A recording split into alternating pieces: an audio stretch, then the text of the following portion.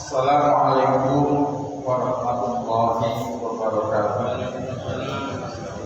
Bismillah, alhamdulillah, wassalatu wassalamu ala rasulillah Sayyidina Muhammadin ibn Abdillah wa ala alihi wa sahbihi wa man wala la haula wa la quwwata illa billah. Amma ba'd. Para bapak ibu yang kami hormati, alhamdulillah setelah malam Selasa kemarin kita sudah memulai pengajian rutin, maka malam hari ini kita melanjutkan sudah sampai halaman 35 Waminar Qoblah, dan insyaallah mudah-mudahan malam hari ini bisa kita ikuti dengan baik dan mari kita doa dengan bacaan kitab Rasulullah wa ila hadratin Nabi Mustafa Rasulullah sallallahu alaihi wa ala alihi wa sahbihi wa sallam wa darajat di jannah wa ma'ana ya segari iman wali makhlum ila dunia dan akhirah wa imam ma'al billah ya Allah wal irsyad hafizullah ta'ala bin Ahmad al-Haddad al-Haddad min Syafi'i yang Nabi sallallahu alaihi wasallam dan balawina salihah al-Fatihah.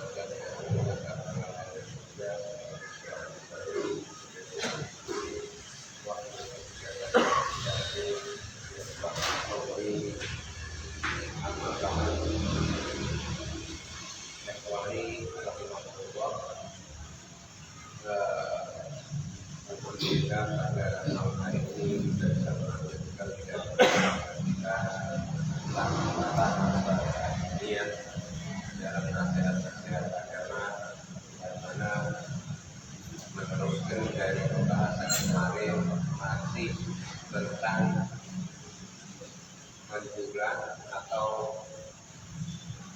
nasihat terhadap kita jangan sampai kita lalai di dalam kehidupan kita, lalai kita mengingat Allah Subhanahu wa Ta'ala. Adapun kelalaian yang disebutkan ya di dalam kitab ini dari pertemuan sebelumnya itu banyak sekali. Kita dalam pertemuan ini termasuk di dalam bentuk kelalaian kita kepada Allah Subhanahu wa Ta'ala, dan juga penyebab di dalam kelalaian kita kepada Allah Subhanahu wa Ta'ala yang di dalam pembahasan sebelumnya, seperti kita kurang banyak dengan kemudian, seperti kita kurang di dalam tadabbur, merenungi, khusyuk di dalam qiraatul Quran, dan juga di dalam sholawat, perintah-perintah kewajiban, dalam menjalankan kewajiban. Ini adalah bentuk kelalaian kita kepada Allah Subhanahu wa Ta'ala. Dan juga termasuk di dalam bentuk kelalaian kita kepada Allah Subhanahu wa Ta'ala dikatakan alla yu'khirul jalasatul ulama billahi wa bihi. Dikatakan juga termasuk orang kategori orang-orang yang ghaflah, termasuk daripada orang-orang yang lalai, yaitu mereka sedikit sekali atau tidak memperbanyak duduk dengan para ulama yang betul-betul ulama di jalan Allah Subhanahu wa Ta'ala, ulama yang menegakkan agama Allah Subhanahu wa Ta'ala. Artinya ulama billah. Ya, ini ulama ini cukup dari kebanggaan atau kedudukan yang begitu tinggi, yaitu apa? Warasatul anbiya. Mereka adalah pewarisnya Nabi Muhammad sallallahu alaihi wasallam.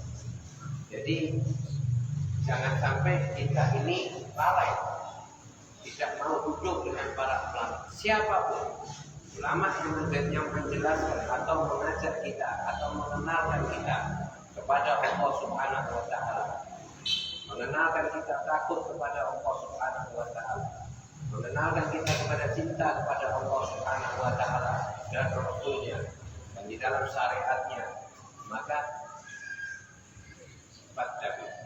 ikutilah itu ulama. Maka dikatakan mereka ulama. Siapa sih mereka ini? Mereka itu ulama ini yang selalu mengingat mudzakirina bi ayatihi, yang selalu mengingat Allah Subhanahu wa taala di dalam hari-harinya, selalu ya. Juga dikatakan wal alaihi, juga di dalam kenikmatan-kenikmatan yang Allah Subhanahu wa taala berikan kepadanya. Dan juga di dalam janji, selalu mengingat daripada janji-janji Allah Subhanahu wa taala. Kemudian juga janjinya siapa? Apa dan ancaman-ancaman. Ya, ini. Ada orang mengatakan innallaha ghafurur rahim, ya. Allah Maha Pengampun, Allah Maha Penyayang. Betul. Tapi Allah mempunyai daripada azab syadid. Bagi mereka orang-orang yang menentang, maka akan mendapatkan daripada azab yang pedih. Nah, ini perlunya kita ini untuk sering duduk dengan para ulama, orang soleh, ya. Untuk apa? Untuk menambah kita ini mahabbah, cinta, rasa takut kita kepada Allah Subhanahu wa taala, dan kita mempunyai kewajiban terbuka di dalam diri kita untuk menjalankan ketaatan kepada Allah. Maka kenapa dikatakan demikian? Kok kita dikatakan? Karena ketika kita ini duduk dengan para ulama, maka dengan perantara mereka, maka ia bisa untuk menyelesaikan daripada urusan-urusan kita, memberikan daripada saran-saran atau memberikan daripada nasihat-nasihat. Kalau ulama itu sendiri, dia bisa sendiri. Maka kalau kita duduk dengan para ulama ini, kita butuh ketenangan. Maka kita duduk dengan para ulama, dengan nasihat yang menjadikan kita tenang, dengan nasihat yang menjadikan kita semangat ibadah. Tapi kalau ulama, dia bisa menenangkan dirinya sendiri. Kalau kita ini masih butuh ditenangkan. Tetapi kalau ulama, dia bisa menenangkan dirinya dengan dia tafakur, dia dengan khalwat, dengan dia menyendiri sesaat, dengan apa dia bisa untuk menenangkan. Kenapa? Karena dia tahu semua ketentuan yang Allah berikan kepada dia ini adalah yang terbaik. Ya, jadi dia tinggal jalan. Oh, ini ada kesulitan, ini ada musibah, tidak ada yang pernah sulit buat bagi diri. Ini keistimewaan mereka. Makanya kalau saya dikatakan ia adalah kekasihnya Allah Subhanahu wa taala, maka dia akan mendapatkan kedudukan yang tinggi. Maka bagi mereka para ulama ini mempunyai dispensasi atau tugas yang mulia, yaitu apa? Memberi syafaat nantinya. Jadi 3 kelompok ini, para nabi, para ulama, dan para syuhada. Ini 3 ini yang bisa memberikan daripada syafaat. Di antaranya adalah para ulama. Maka ketika dia dikatakan, maka dia baru mahabbah dia kepada Allah Subhanahu wa taala. Kayak ketika Nabi Allah Ibrahim itu pernah didatangi malaikat Israel mencabut nyawa. Kemudian dikatakan, wahai malaikatul maut, ya malakul maut, untuk apa engkau datang ke sini? Engkau datang ke sini untuk ziarah kepadaku, atau untuk berkunjung kepadaku, atau untuk cabut nyawa? Saya datang ke sini untuk cabut nyawa.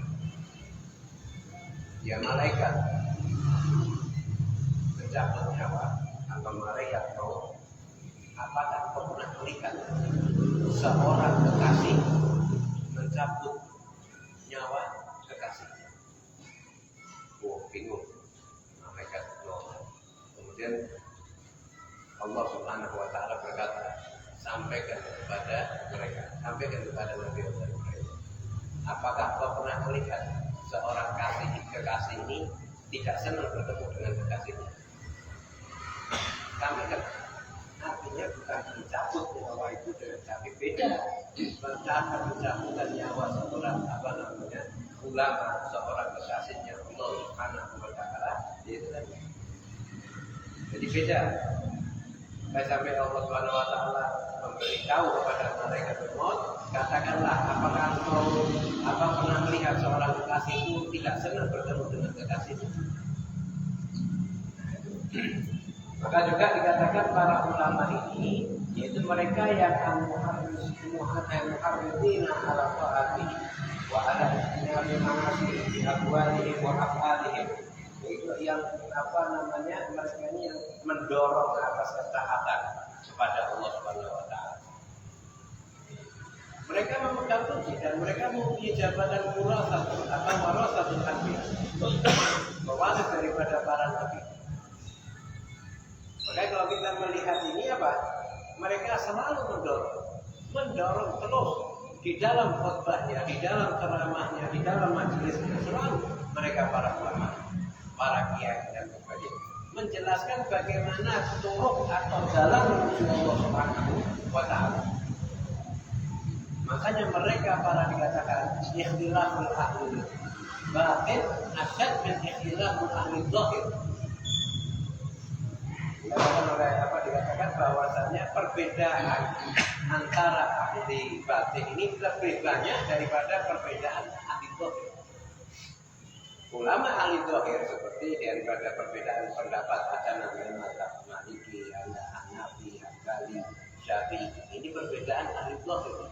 Nanti ada perbedaan lagi di antara Ashabi Syafi'i. Ada lagi perbedaan lagi di dalam ulama tarjih. Tetapi di dalam ahli batin ada asyad. Perbedaannya itu lebih banyak. Bukan perbedaan berkaitan dengan usul, tidak. Dengan apa? Dengan metode. Makanya banyak bermunculan thariqah. Mereka berbanyak bermunculan thariqah. Seperti contoh, ketika kita belajar dari kecil sampai besar, kita mempunyai prestasi. Nah, kemudian dia ingin mendirikan satu madrasah. Dia ingin membentuk satu metode yang mudah untuk dia kembangkan supaya dia seperti dirinya. Iya kan? Jadi tidak usah capek-capek pergi ke kuliah ke guru ini. Jadi dia bikin satu metode, satu rangkuman yang cepat. Nah, begitu juga mereka para aulia, ya, mursyidut thariqah. Bagaimana mujahadatnya dan lain sebagainya sampai besar sampai dia menjadi aulia Allah Subhanahu wa Ta'ala. Kemudian dia susun satu metode yang muridnya ini tidak perlu capek-capek seperti saya. Kata-kata itu semacam itu. Terus kamu tidak usah capek-capek amalkan ini. Insya Allah akan naik derajatmu. Dia bikin jalan. Itu ulama billah itu karena Allah Subhanahu wa Ta'ala.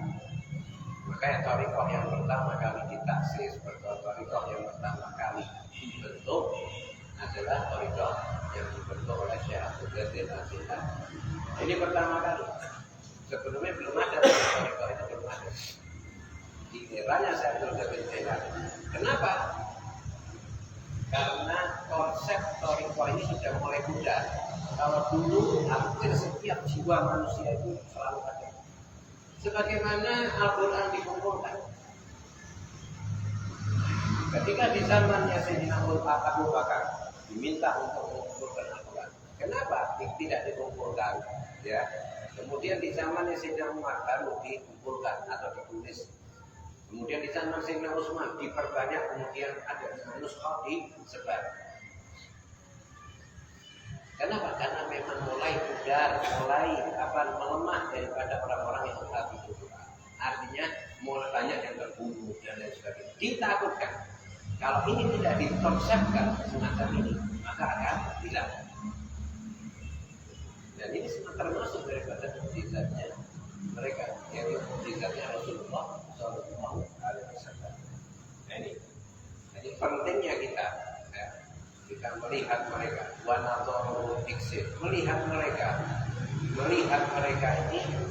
bisa merubah jadi hidup kita. Melihat mereka para ulama, para aulia itu bisa merubah daripada hidup kita. Nah, ini pentingnya kita duduk, jangan sampai kita termasuk dalam kategori orang-orang yang ghaflah, yang tidak pernah duduk dengan ulama. Ada orang punya duduk dengan ulama, tidak pernah duduk dengan ulama, tapi ketika duduk dengan orang cuma bisa komentari ulama. Ini yang sangat berbahaya. Bahkan dikatakan oleh Syekh Abdullah Al-Idrus, hati-hati sama orang yang mengomentari para ulama. Kenapa? Karena berdampak kepada anak. Itu bakal bisa berdampak kepada si anak. Jadi jangan mengomentari gampang. Kenapa? Karena punya metode masing-masing, punya usul, punya manhaj, punya rumusan. Dia lebih paham tentang psikis masyarakatnya masing-masing. Ada orang cocok dengan ulama A, bagus. Ada orang cocok dengan ulama B, bagus. Ada selama itu ulama B di jalannya Allah Subhanahu wa Ta'ala. Ya, di jalan bukan ulama su, bukan ulama sesatkan dan sebagainya. Tapi di jalannya Allah Subhanahu wa Ta'ala. Adapun metode dakwah beda-beda. Tidak bisa orang disamakan daripada metode dakwah. Si ulama punya metode dakwah, dia kok melata, bisa merakyat, bisa ini. Ini satu ulama dia tidak bisa cuma di rumah toh. Ini satu ulama dia cuma bisa di podium. Ini ulama dia terbang sana terbang sini. Ini ulama yang bisa berusaha masuk ke pedalaman dan sebagainya. Itu tugasnya. Memang itu tugasnya. Tidak bisa kita paksakan. Ini ulama yang sering di rumah terus dia keluar berusukan, dia tidak bisa. Tidak jadi. Kenapa? Karena masyarakat ini terobati dengan siapa sosok itu. Ya sudah itu. Yang tahu itu siapa? Ya ulama. Ada dokter spesialis dokter gigi, ya. Saya cocok di dokter A, satunya cocok di dokter B, satu lagi dokter C, sama-sama dokter gigi. Apa dia beda juga? Saya cocok di sini, saya cocok di sini, saya pergi ke sini tidak cocok. Begitu juga ulama, yaitu mengobati daripada jiwa kita. Maka mereka ini yang selalu mendorong kita di dalam berbuat ketaatan. Mereka ini selalu mendorong berbuat ketaatan dan juga selalu mendorong dalam untuk meninggalkan daripada maksiat.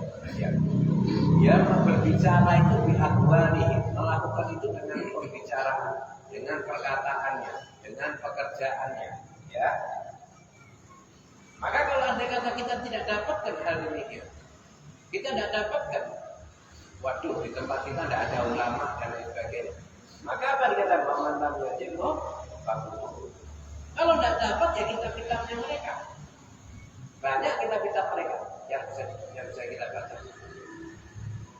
Jadi semua banyak dijual. Banyak kitab-kitab mereka dijual. Ya. Allah disuruh ya. Yang mereka yang mereka sudah susah. Kita mau beli terjemahan Nasa'i Diniyah, Nasa'i Al-Ibad, Min Hajjul Abidin, atau Habis Suja, ya, Bayat Tadrib, kemudian dalam kitab Ihya, kitab Min Hajjul Abidin, terus kemudian kitab Bidayatul Hidayah, kitab-kitab ulama. Kalau kita tidak bisa menemui daripada mereka, maka jangan lepas kitab-kitab mereka. Jangan lepas kitab-kitab mereka. Maka dia itu cukup dari duduk dengan mereka. Penggantinya daripada duduk dengan mereka tidak ketika tidak adanya mereka. Jadi ketika tidak ada mereka, ya maka kitab-kitab mereka yang bisa kita lakukan, kita baca. Maka dikatakan mustahil hal itu ada terjadi. Kenapa? Karena di muka bumi ini tidak pernah kosong dari itu. Ya, dikatakan ala annal arda la taqul syaqqa. Insya Allah tidak pernah kosong. daripada ulama. Ya, daripada aulia. Kenapa? Karena itu mereka ini adalah paku-pakunya yang ada di negara. Sumber-sumbernya, yaitu sumber-sumbernya ada yang menyebabkan ada sumber mata airnya, yaitu sumber rahmat Allah itu melalui ulama. Karena dimatikan kerangnya. Kalau secara zahir sumber-sumber mata air banyak di pegunungan. Tetapi sumber-sumber rahmat Allah ini yang ada di muka bumi ini terdapat pada ulama. Ya, terdapat pada ya. Wa in amal fasad zaman wa tafa'ul batil ya. Walaupun ya dikatakan walaupun apa telah merata kerusakan ya dan kejelekan ya, nampak daripada kebatilan-kebatilan ya, dan orang-orang yang pelaku kebatilan terus ya, yang dan juga para orang-orang alim, ulama dan sebagainya sudah mulai mundur. Kenapa? Karena arusnya kebatilan ini sangat kuat. Maka dikatakan apa? Yang sama saja itu orang awam, sama saja itu orang khas, ya. Mereka banyak berpaling dari Allah Subhanahu wa Ta'ala. Dan dari menegakkan perkara yang hak, mereka banyak meninggalkan. Kecuali bagi mereka yang Allah kehendaki. Ya, bagi mereka yang Allah kehendaki apa? Yaitu dijaga sama Allah Subhanahu wa Ta'ala. Mereka ya, wa qalilun maka sedikit ya. Jumlah mereka ini sangatlah sedikit. Tetapi bagi mereka orang-orang yang betul-betul ingin mencari, Allah akan pertemukan. Allah akan pertemukan. Jika ini kan kita ini sekarang mau arus kerusakan, mau kita sekarang kalau dulu kita ada orang mau rusak bisa ditambah misalnya di luar rumah. Sekarang di dalam rumah pun juga bisa menjadi rusak kita ya. Maka bagi mereka orang-orang yang dijaga sama Allah Subhanahu wa Ta'ala, kalau para nabi, kalau para rasul mereka ini maksum, maka para aulia ini adalah maksum. Misalnya kalau para aulia ini para ulama sholihin yaitu maksum. Tapi kalau para nabi, para rasul mereka maksum. Mereka para aulia ketika mereka keluar atau mereka melakukan perkara yang dosa, perkara yang bertentangan, maka dia kembali langsung ke jalan Allah. Mereka tobat langsung kepada Allah Subhanahu wa Ta'ala. Maka dikatakan di muka bumi ini ya senantiasa ada satu kelompok dari umat dunia ini yang selalu menampakkan perkara ini. Senantiasa layak turun mana tidak akan membahayakan mereka ya. Mau ada siapapun ya, orang yang ingin menjegal mereka, orang-orang yang menampakkan perkara yang hak ya, tidak akan membahayakan siapapun, tidak akan bisa membahayakan mereka. Tidak akan bisa membahayakan mereka. Kenapa? Karena Allah Subhanahu wa Ta'ala yang menjaga mereka. Sampai apa? Datang urusan atau perkara dari Allah Subhanahu wa Ta'ala. Maka kita dianjurkan ketika kita melihat mereka para ulama yang berdakwah, mereka para ulama yang mengajar, mereka para ulama yang memberikan nasihat dan sebagainya, maka kalau kita bukan dari mereka, maka kita masuk bagian mereka dengan mahabbah kepada mereka dan ittiba terus untuk menghadiri daripada majelis-majelis mereka semua. Ya.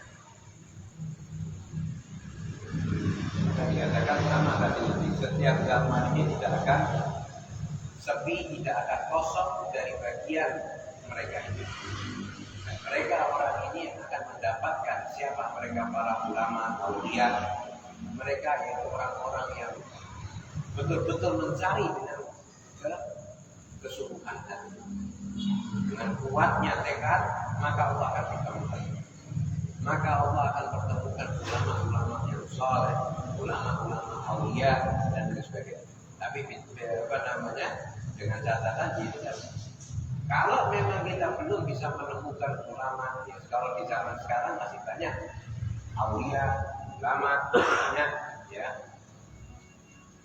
Kalau kita belum tahu dan kita belum bisa untuk menghadiri secara langsung, maka perbanyaklah sholawat kepada Rasulullah. Kenapa? Karena itu pendidik di akhir zaman. Sholawat ini adalah pendidik di akhir zaman. Ini pentingnya kita untuk membaca sholawat. Dan nanti sholawat itu akan mengarahkan kita kepada sosok pendidik tersebut. Ya, ini mungkin yang penting kita perlu mawas diri di zaman yang penuh dengan kelalaian kepada Allah Subhanahu wa taala. Jangan sampai kita ini masuk di dalam bagian orang-orang yang lalai. Ini ya, mungkin yang bisa saya sampaikan.